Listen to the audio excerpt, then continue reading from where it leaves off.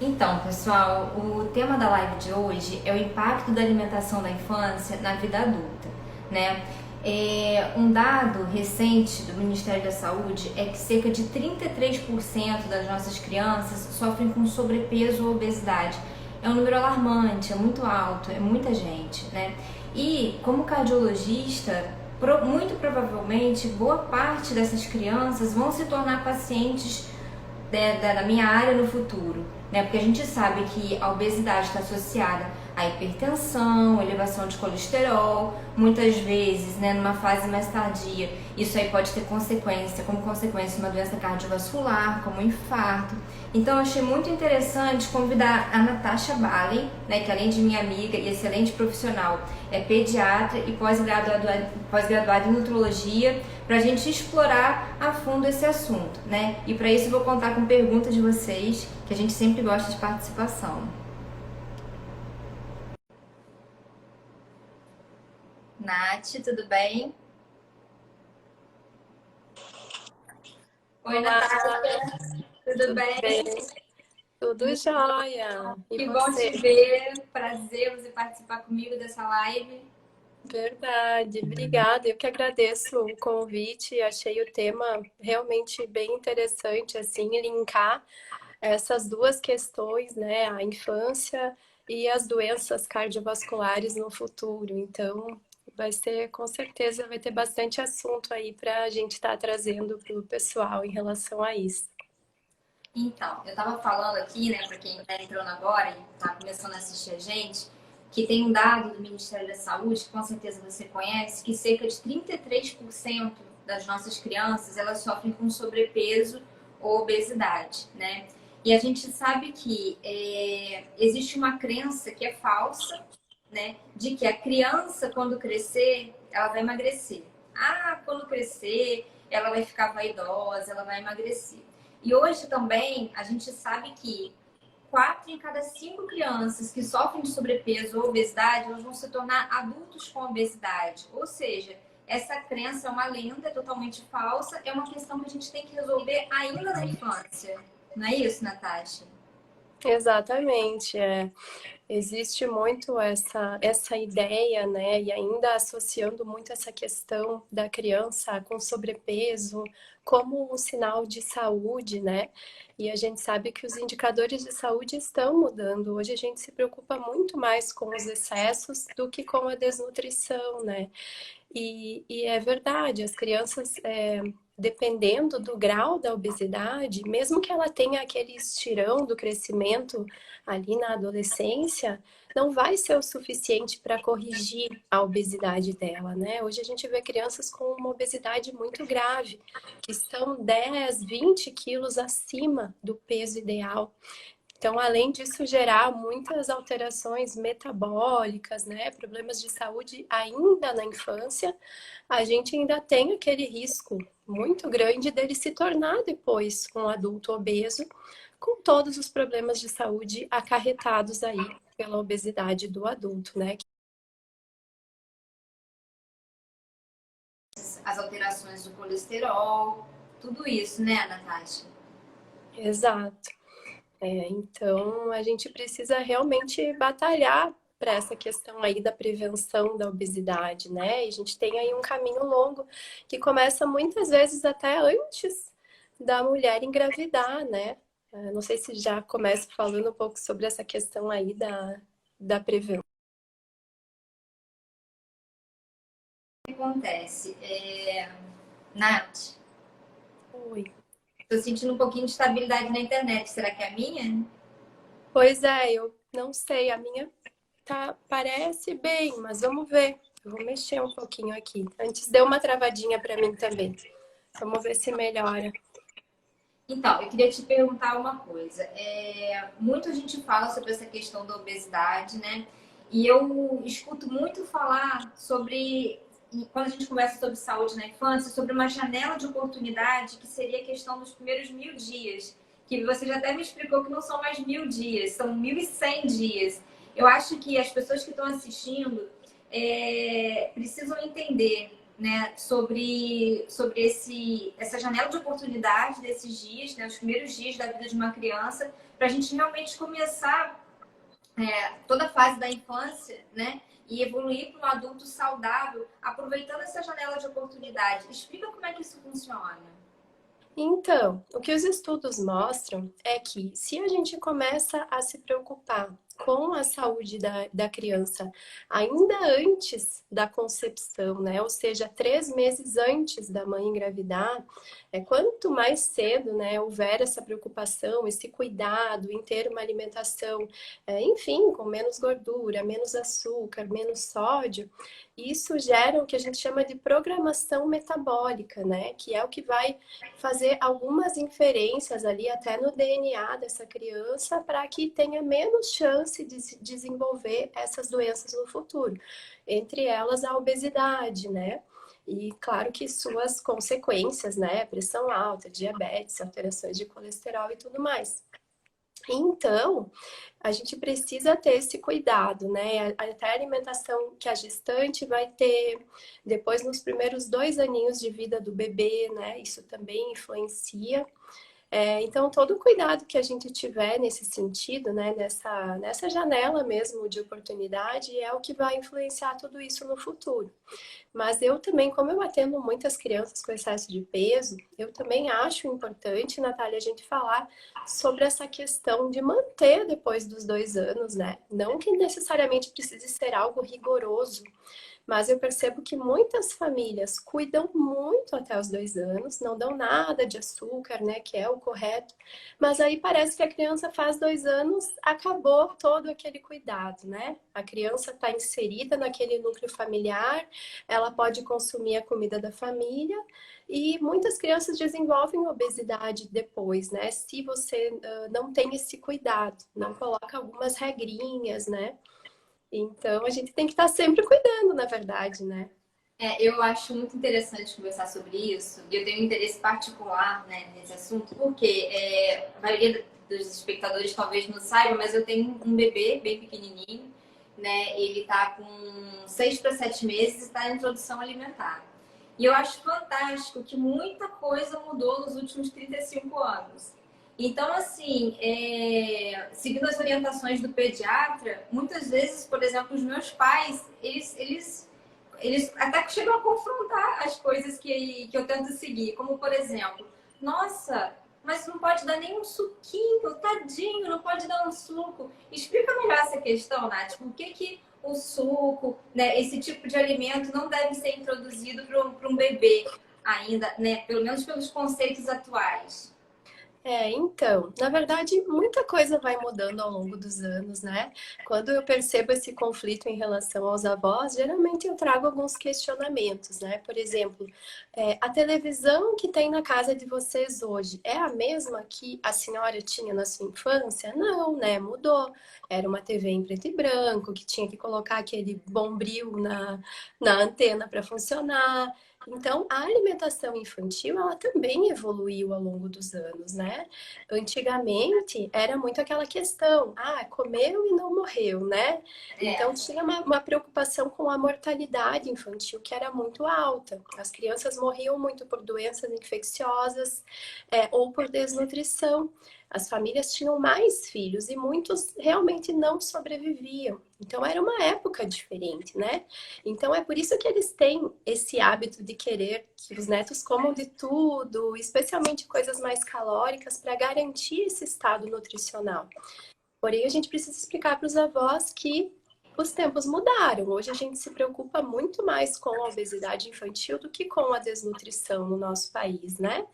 Então, essa questão do suco, porque descobriram que o suco de fruta acaba tendo um índice glicêmico muito alto, né? Podendo gerar ali uma sobrecarga.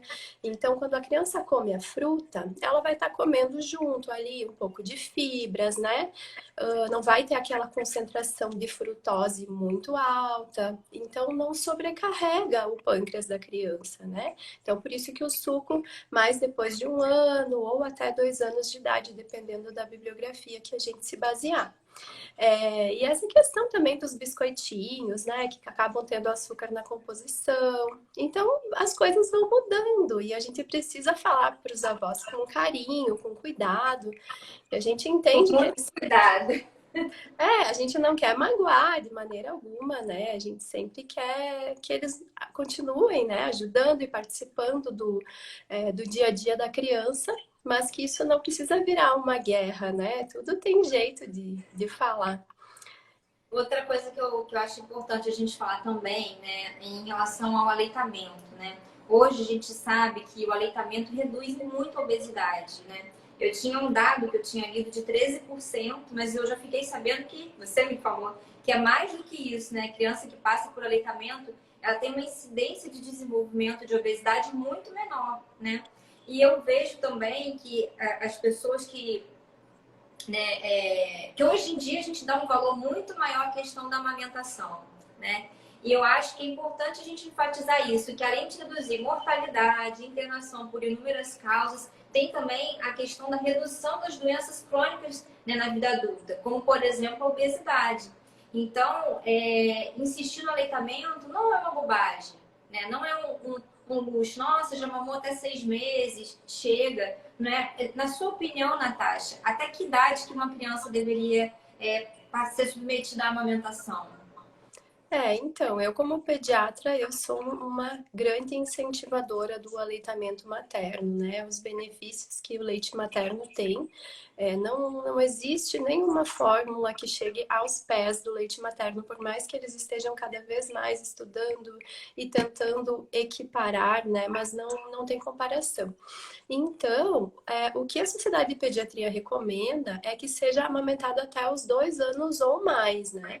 E eu sigo essa recomendação. Claro que tem situações que a gente se depara que as mães relatam, às vezes por volta de 1 ano e meio, né? Que a amamentação às vezes já está muito cansativa, que relatam um pouco essa dificuldade enfim, de seguir amamentando, né? Mas a gente sempre incentiva, porque realmente que os estudos mostram uma redução de até 40% no índice de obesidade infantil quando a amamentação é um pouco mais prolongada, né? Até por volta dos 2 anos, e quando a mãe não complementa com fórmulas junto, né? Que seja apenas o leite materno único ofertado.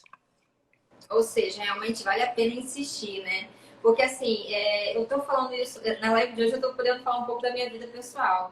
Como eu trabalho muito, né? Eu acabo escutando as pessoas que convivem comigo. Nossa, mas você já amamentou até os 6 meses, você já fez o seu papel, fica tranquila. E eu não, eu tento ao máximo amamentar antes de sair, quando eu chego a casa, porque realmente eu entendo que o máximo que eu puder fazer, né, e incentivar as outras mães também, para reduzir a chance do desenvolvimento de uma obesidade, né, e das outras consequências, né, que a amamentação ela evita, eu acho que isso é muito importante a gente incentivar aqui nessa live, né, Natasha? Ai, sem dúvida nenhuma, né? Além de tudo isso que a gente está falando, né, da importância de ter aí uma introdução alimentar adequada, o leite materno também entra aí como algo muito importante, além de toda aquela questão do apego com a mãe, né?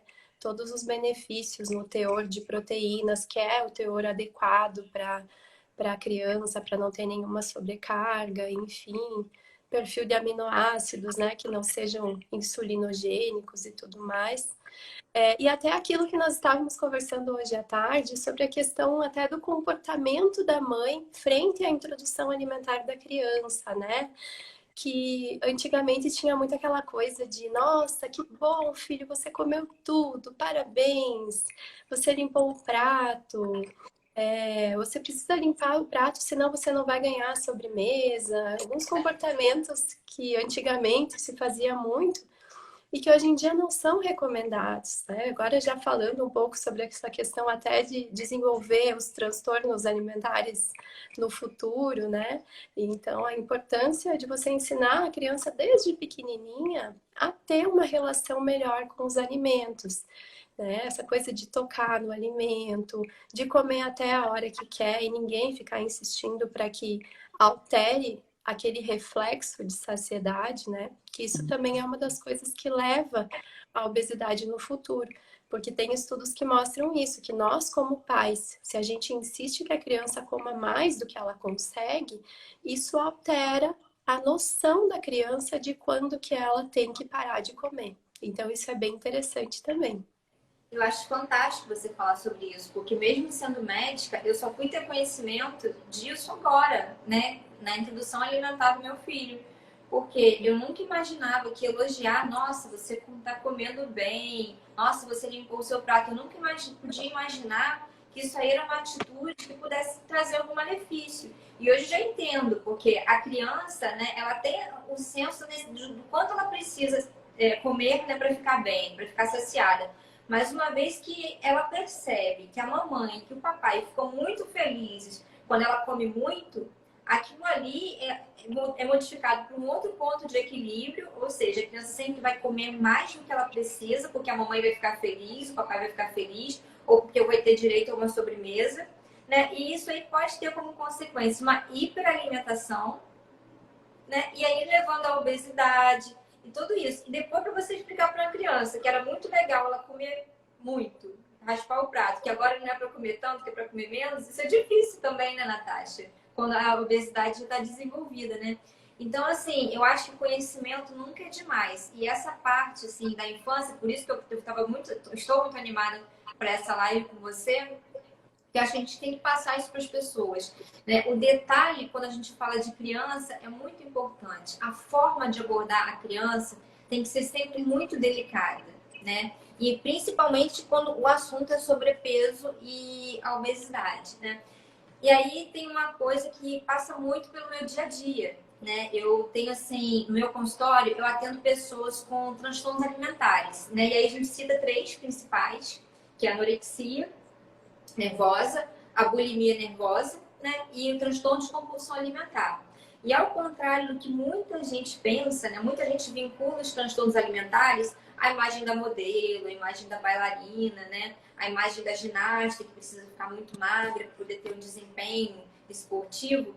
Muito contrário disso, o principal grupo de pessoas que desenvolvem os transtornos alimentares na adolescência e na fase adulta são as crianças com sobrepeso e obesidade, que sofreram com isso durante a infância, né? Que se sentiram estigmatizadas, se sentiram de alguma forma, alguma dificuldade de socialização por terem a obesidade ou o sobrepeso. Então, até quando a criança tem sobrepeso e obesidade, quando a gente vai abordar a questão do emagrecimento, tem que ser com muito jeito, né, Natasha? Muita delicadeza e focando sempre na questão da saúde. Nunca, jamais um pai deve dizer para uma criança o seguinte: nossa, se você não emagrecer, as pessoas não vão te achar bonitas na rua, você não vai ser aceita, né? Ninguém vai te chamar para passear. Você tá me entendendo? Não é isso, Natasha? Exato, é muito importante essa questão, Natália, porque eles desenvolvem mesmo, já eu percebo já na infância, assim, né, essa dificuldade mesmo, começa esses problemas com a autoestima, de eles vão colocar uma roupinha e não fica bem, aí alguém da família já faz alguma crítica. Então, uma das coisas que eu procuro sempre trabalhar com as crianças obesas, né, que hoje é o foco do meu trabalho, é o que mais eu atendo hoje em dia no meu consultório, é essa questão mesmo do autocuidado, né? De elas verem a alimentação saudável não como um castigo, porque muitas famílias veem isso, você precisa comer a salada para emagrecer. Não é para emagrecer, é para ter vitaminas, minerais, para ter fibras, para o teu intestino funcionar bem. Então, é realmente esse foco em eles saberem que escolhendo os melhores alimentos para o corpinho deles, é ali que vai estar toda a mudança. É uma mudança que vai vir de dentro para fora. E nunca baseada em questões estéticas, né? Eles são lindos do jeito que eles são. Eu olho, todo dia que eles vão lá no meu consultório, eu olho no olhinho deles e digo, olha, você é lindo, você é linda. Vamos se cuidar para ter mais saúde, né? E Isso que eu não é penso. aí. E o mais interessante é que quem aborda dessa maneira é por falta de orientação, porque com certeza nenhum pai, nenhuma mãe faz isso por mal, né? É tentando ajudar. Nossa, emagrece porque senão ninguém vai te achar bonito. Mas fazendo isso, na verdade, você faz a criança perder a autoestima dela. E isso só atrapalha, isso não ajuda em nada. Né? Muito pelo contrário, aquela criança ela fica desmotivada, desanimada, né? Com uma sensação de menos-valia e acaba tendo uma maior dificuldade a aderir a qualquer tratamento. E outra coisa que eu sempre falo para todo mundo, né? Não adianta você falar para uma criança se alimentar de uma forma e você demonstrar a sua alimentação de outra, né? Criança ignora o que você fala. Ele vai fazer o que você faz. Então, se você tem uma alimentação colorida, diversificada, baseada em alimentos, né, pães integrais, massas da forma integral, você priorizar o consumo de frutas, consumir 2, 3 frutas por dia, a criança está atenta a isso tudo. Né? Não adianta você pedir para ela, nossa, sua comida está muito gostosa, você comer uma coisa totalmente diferente. Né? Isso aí não vai incentivar a criança de maneira nenhuma. Eles são muito mais espertos do que a gente pensa, na verdade, né? Essa questão do modelo familiar é muito importante, porque eles fazem parte de um núcleo familiar.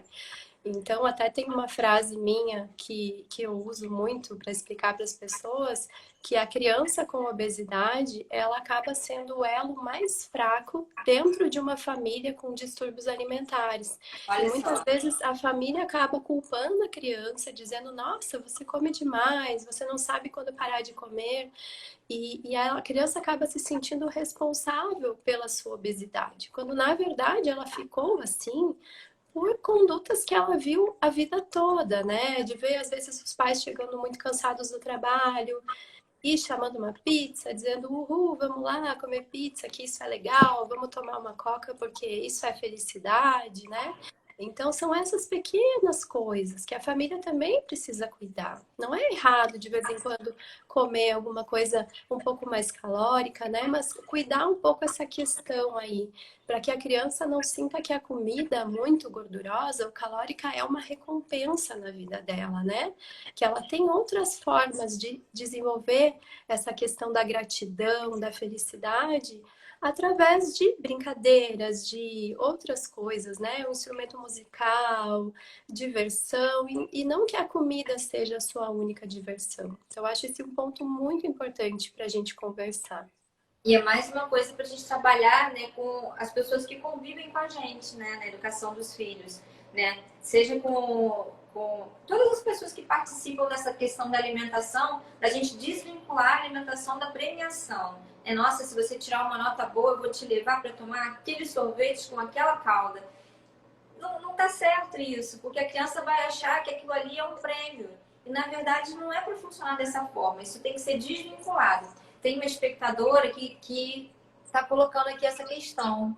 Olha, perfeita essa colocação da família não criticar. Eu sofri muito com isso na minha infância e na adolescência. Provavelmente a sua família não fez isso para te trazer nenhum mal, né? Mas eles não tinham conhecimento, né, da forma adequada de te abordar. Né? Eu sei que isso traz sofrimento, né? Nós sabemos, né, Natasha, que essa não é a melhor maneira, mas o conhecimento está aí para isso, para a gente disseminar, né? E você que fez esse relato, né, compartilhar com outras pessoas isso que você passou, né? E ser também uma formadora de opinião, né? Porque assim, a obesidade infantil ela está muito alta. Para quem entrou depois, né? Quem chegou mais tarde na live, tem um dado do Ministério da Saúde que 33% das nossas crianças sofrem de sobrepeso ou obesidade.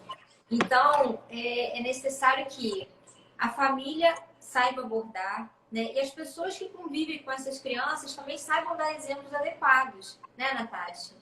E, ao contrário do que muita gente pensa, a criança que tem sobrepeso ou obesidade, a cada 5 crianças que têm sobrepeso ou obesidade, 4 delas vão se tornar adultas com sobrepeso ou obesidade, principalmente obesidade. Então, é um mito que quando crescer, emagrece, né? Então, eu acho que essa questão tem que ser muito abordada, muito conversada, com muito carinho. A presença aí, quando a questão da obesidade na infância está estabelecida, muitas vezes, de um suporte multidisciplinar, eu acho que é importante, né, Natasha? Às vezes até com psicólogos para apoiar, né, essa questão do tratamento da criança. Como que você tem feito na sua prática, Natasha?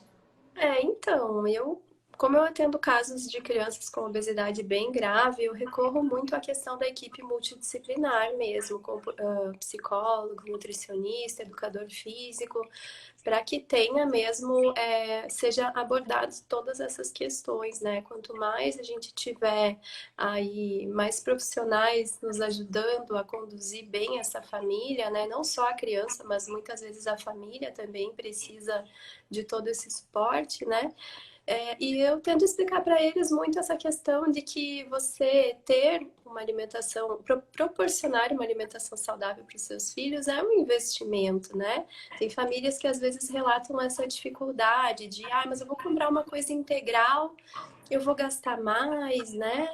E vou comprar um produto orgânico, eu vou gastar mais, mas poxa, e no futuro, quanto você vai economizar aí com medicamentos, com problemas de saúde, internações? Porque é aí que é o momento da gente prevenir esses problemas de saúde no futuro, né? Então eles podem ver também esse cuidado, além de ver como um carinho, um cuidado, e não um castigo para aquela criança, né? Que eu sempre digo que colocar regras na alimentação dos filhos é um ato de amor.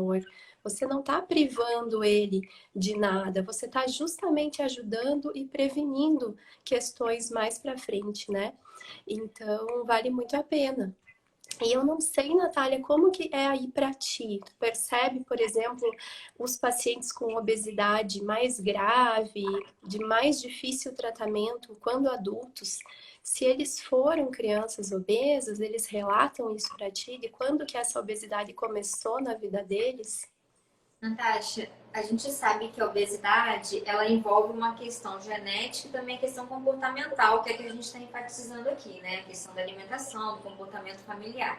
A grande maioria dos pacientes que chegam até mim com uma obesidade estabelecida, que algumas vezes eu tenho que até que encaminhar para cirurgia, quando a gente tem falência nos tratamentos, ela normalmente vem de longa data. Por isso que eu achei tão importante conversar com você, porque o momento de tratar, pelo menos de uma maneira mais resolutiva, é na infância, né? Na vida adulta, quando existe toda uma disruptura metabólica, toda uma alteração da arquitetura dos hormônios de saciedade, dos hormônios da fome, é mais difícil o tratamento. Não é que ele não seja efetivo.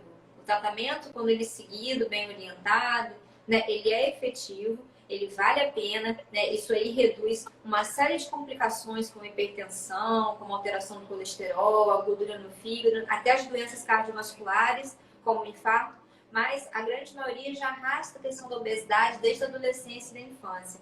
Então, se a gente conseguir abordar, resolver essa questão, né, logo, né, quanto antes, melhor, e sempre abordar da maneira adequada, nunca como você não vai ser aceito porque você é obeso. Mas sim, você não vai ser saudável por você ser obeso. Vamos melhorar, vamos fazer atividade física. E não é só falar, convide o seu filho para fazer uma caminhada no final de semana. Ao invés de dar um videogame, dá uma bola, vai brincar, aproveitar essa época de pandemia, fazer as coisas ao ar livre, né? Que a gente está evitando a questão dos videogames, dessas coisas muito...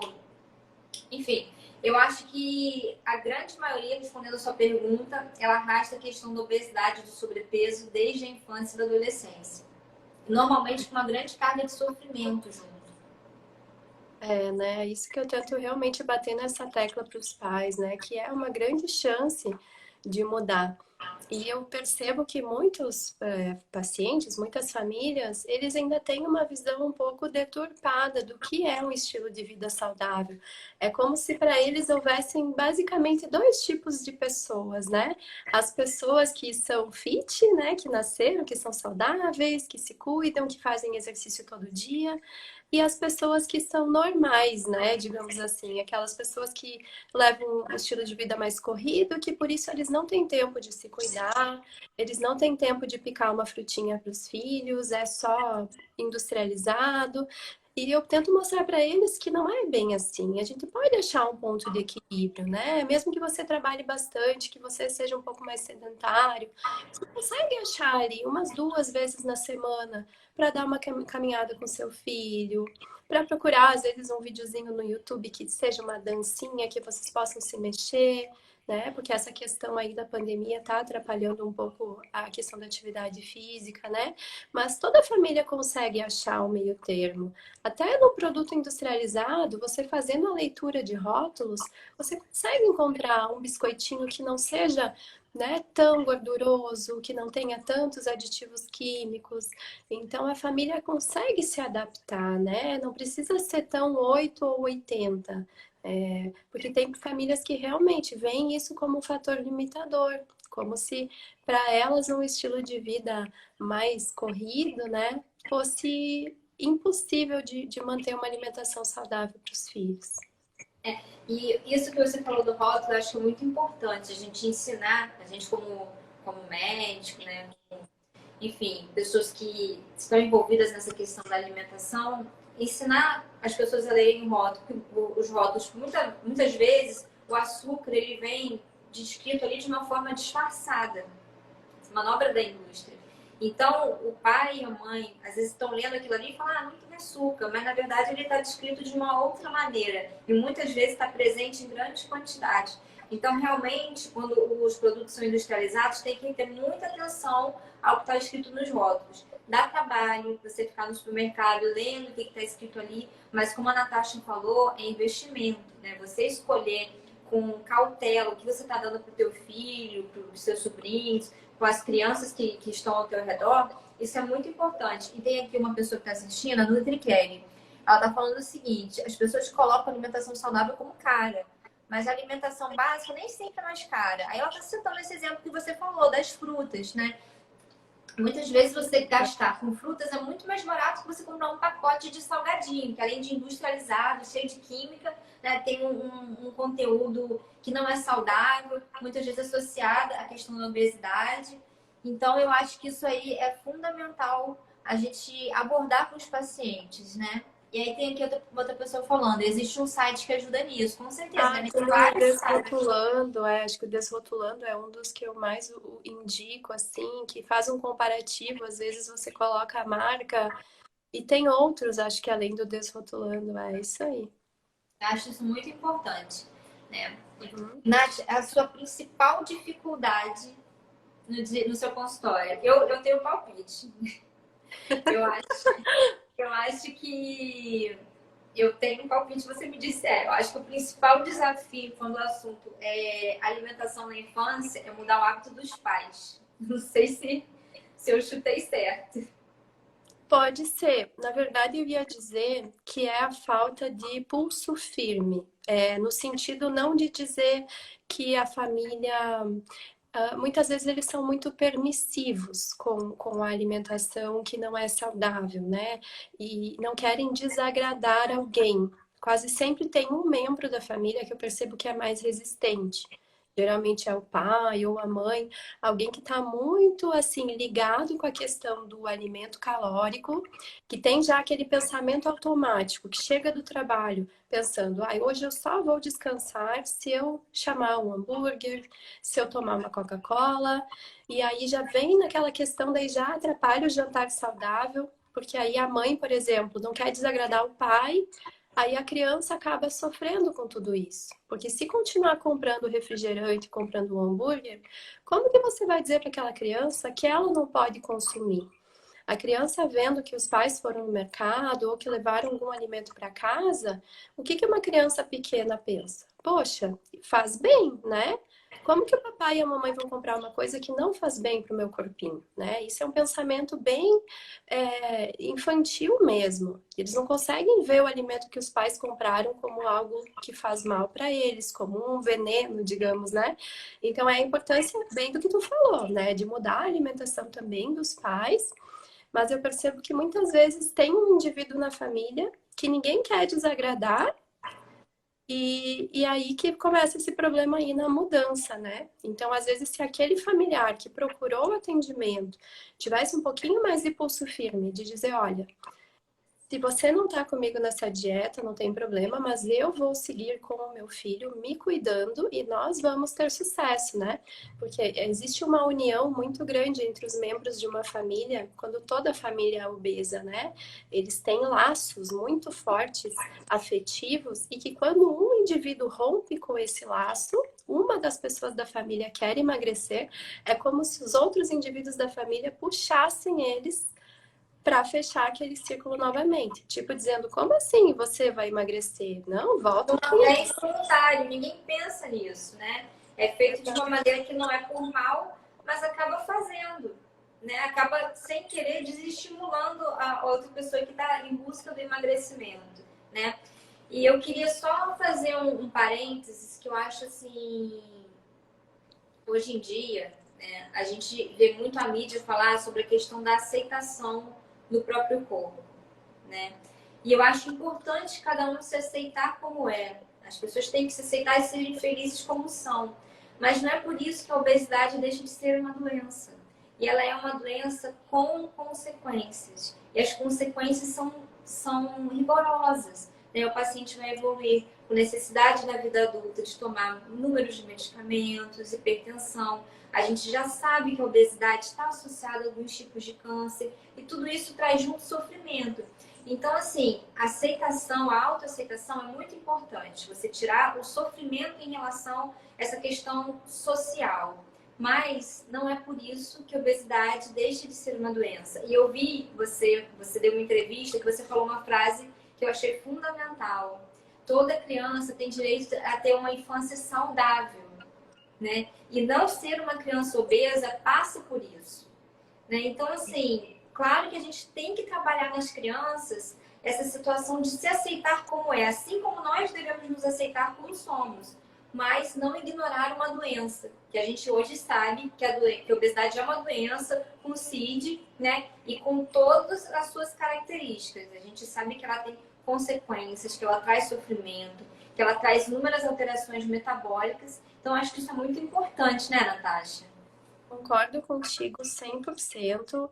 E realmente existe um sobrepeso leve que pode ser saudável, uma questão Sim, meramente estética, de uma gordurinha localizada, enfim, que a gente pode tolerar no adulto e buscar mesmo essa autoaceitação, esse autocuidado. Agora, quando a gente fala em obesidade infantil, a gente está falando aí de uma sobrecarga muito grande, de questões relacionadas ao excesso de peso que vai alterar o peso que a cartilagem de crescimento consegue aguentar, gera deformidades ósseas nas crianças, né? Alteração até do eixo gravitacional, elas ficam com o equilíbrio alterado, todos esses problemas de gordura no fígado, né? Que é a esteatose hepática, o coraçãozinho deles, que é tão pequeno, para bombear o sangue por um corpo muito grande, acaba fazendo como se fosse uma pequena musculação, né? Então, eles acabam desenvolvendo uma hipertrofia do ventrículo esquerdo pelo excesso de peso. 30% deles desenvolvem aumento da pressão arterial ainda na infância. olha só, Então, é muita gente. então, infelizmente, a gente não pode considerar a obesidade infantil como uma escolha da família, de dizer, não, nós somos assim mesmo, ele é acima do peso, quando ele crescer, se ele quiser, ele vai fazer dieta, ele vai se cuidar. E não é assim, né? Essa é essa cultura do regime que a gente foi sempre submetido, que faz com que as famílias pensem que a alimentação saudável é só para estética, né? E não é. A gente precisa desde pequeno incentivar que seja mesmo para a saúde, né? Porque infelizmente o corpinho deles sofre muito com o excesso de peso. Não é nem pensando no futuro, é pensando ainda na infância. Eles já sofrem. Então, é isso Eu aí. acho eu queria só, para quem chegou depois, enfatizar o seguinte: a obesidade ela é vista como uma doença, né? Ela tem todo um componente genético, ou seja, existem um grupo de pessoas que tem uma tendência maior ao desenvolvimento da obesidade, isso é inegável, né, Natasha? Mas também tem um componente comportamental, que passa por essa questão da alimentação. E quando uma criança desenvolve, bem pequena ainda, hábitos inadequados, mudar tudo isso na vida adulta é muito mais complicado, porque você já desequilibra totalmente a questão dos hormônios da saciedade, dos hormônios da fome. É uma criança que ela passa a se sentir saciada frente a uma grande quantidade de comida. E para a gente resolver isso quando ela já está adulta, é mais difícil.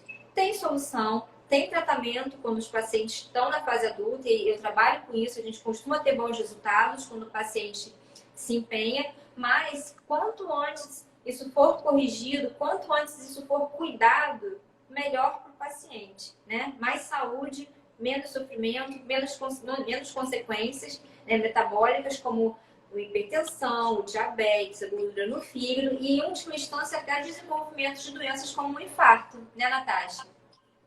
Isso aí. Até tem um documentário que eu indico muito para os meus pacientes assistirem, e ele é disponível gratuitamente no YouTube. Ele se chama Muito Além do Peso. Não sei se você já chegou a assistir, Natália, mas fica a dica. Ele tem 1h20, 1h30 mais ou menos. E ele mostra muito isso, até esse papel da mídia, né, da propaganda dos alimentos voltados para crianças, que aqueles alimentos que têm os personagens que eles mais gostam, infelizmente são alimentos de péssima qualidade, com muito açúcar, muita gordura, e que as crianças, elas mudam a escolha de compra dos pais, né? Se você leva a criança no mercado, ela vai ver aquele bonequinho lá do personagem que ela gosta, e ela vai querer consumir aquele alimento e os pais muitas vezes vão ceder, porque querem agradar a criança, né? Todo mundo Eles gosta são de... pressa, né? Não pensam, não param para raciocinar. Isso aí. Então, esses dias, por exemplo, eu estava no mercado e eu vi uma mãe com uma criancinha pequena, assim, de 2 ou 3 anos, e eu percebi que a criança mandava no que a mãe ia colocar no carrinho. E eu fiquei observando e reparei que no carrinho, no final, só tinha aqueles achocolatadinhos sabe? Aqueles prontinhos assim, com canudinho, um monte de bolacha daquelas das piores, aquelas bem recheadas, gordurosas, sabe?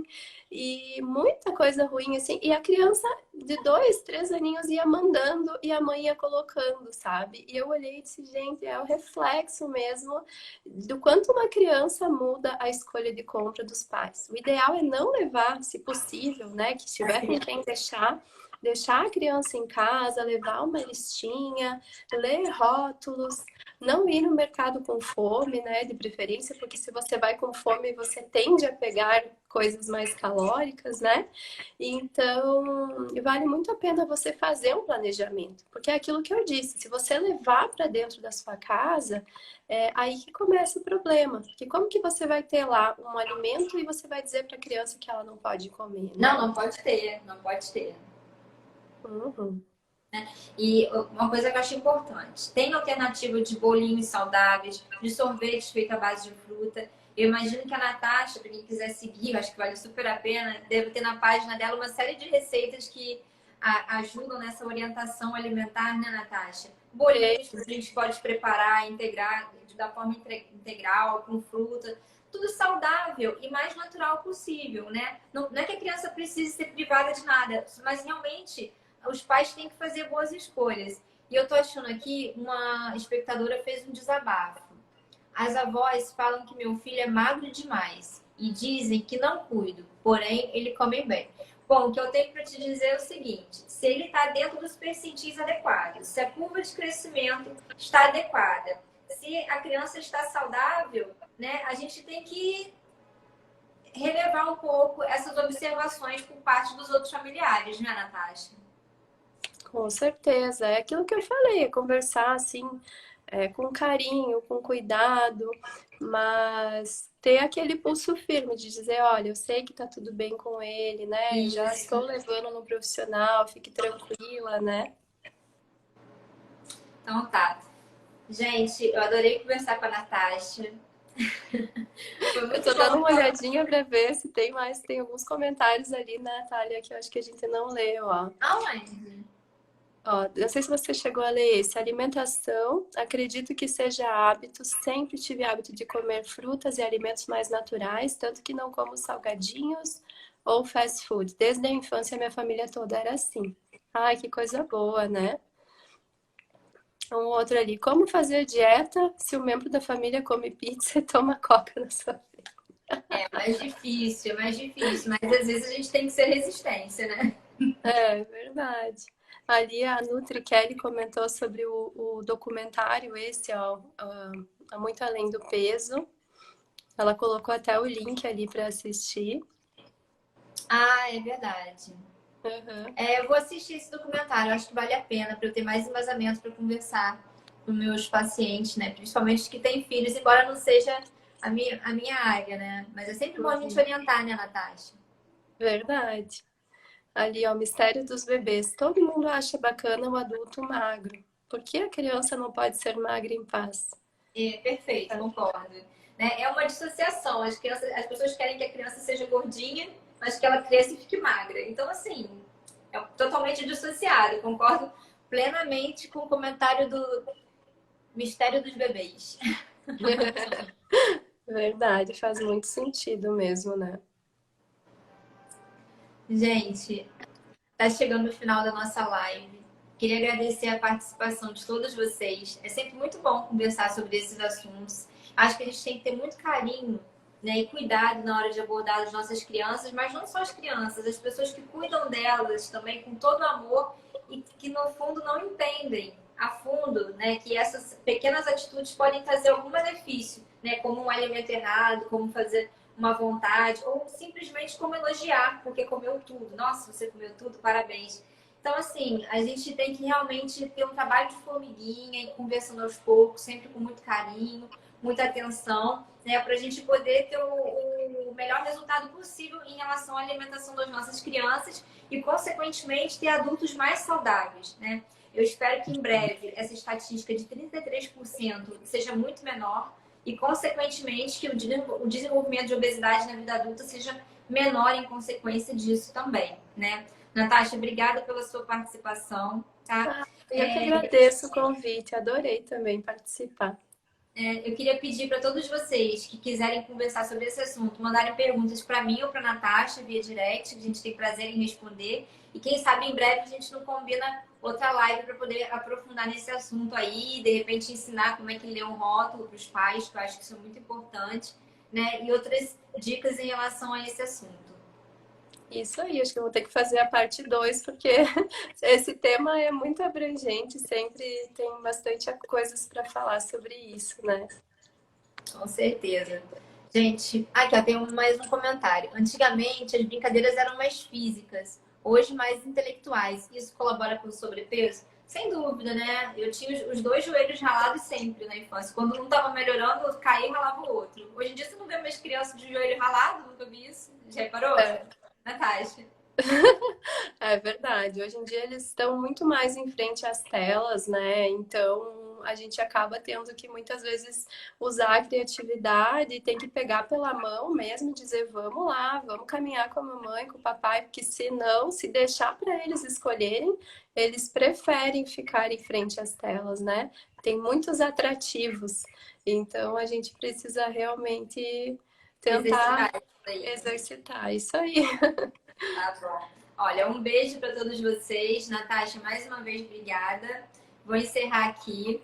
Até a próxima. Vai ficar salvo Tchau. todo mundo que quiser assistir, tá? Bom, Um obrigada, beijo. Natália. Um beijo. Tchau.